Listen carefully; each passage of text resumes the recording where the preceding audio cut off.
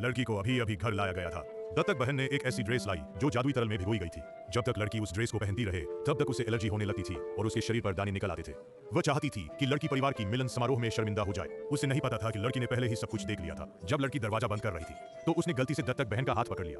वह ड्रेस जमीन पर गिर गई। सोसाइल बहन ने इस मौके का फायदा उठाकर अपने भाई से शिकायत की। लड़की अचानक उनके पीछे आ गई। सोसाइल बहन बहुत हैरान हो गई। उसने स्पष्ट किया कि वह झूठ नहीं बोल रही थी। कुछ ही पल पहले तो लड़की अपने कमरे में ही थी। दत्तक बहन ने कहा कि लड़की को कपड़े पहनना पसंद नहीं है, लेकिन पहले वह कपड़े पहनती थी। बड़ा भाई ने दत्तक बहन से सवाल पूछा, क्या उसे लगता है कि लड़की टेलीपोर्ट कर सकती है? जब दत्तक बहन ने उस कपड़े को उठाने की कोशिश की तो लड़की ने जादू का इस्तेमाल करके उस कपड़े को फटे पुराने कपड़ों में बदल दिया। फिर उसने दयनीय बनकर कहा कि दत्तक बहन उसे फंसाना चाहती है।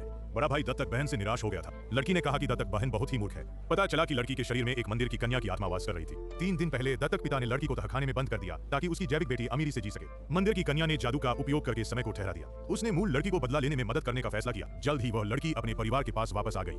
जब माँ ने उसे देखा तो वह भावुक हो गई। उसने उस लड़की को अपनी दत्तक बहन से मिलवाया। लड़की ने सीधे ही कहा कि उसकी दत्तक बहन उसे फंसाना चाहती है, लेकिन माँ ने उस पर विश्वास नहीं किया।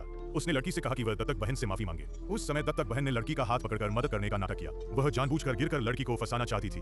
लड़की ने जादू का उपयोग करके दत्तक बहन पर नियंत्रण पाया। फिर दत्तक बहन जमीन पर गिर गई। भाइयों ने तुरंत आकर लड़की की मदद की। लड़की ने दयनीय बनकर कहा, मुझे पता है कि तुम्हें डर है कि मैं परिवार का प्यार छीन लूंगी, लेकिन तुम मुझे सबके सामने धकेल नहीं सकते। बहन को नहीं पता था कि कैसे समझाए। तब बड़ा भाई लड़की को एक कमरे में ले गया। वहाँ उसने तैयार किए गए उपहार रखे हुए थे। लड़की को बहुत दुख हुआ, लेकिन अचानक उसे एहसास हुआ कि उसके बड़े भाई के आसपास काली ऊर्जा मौजूद है।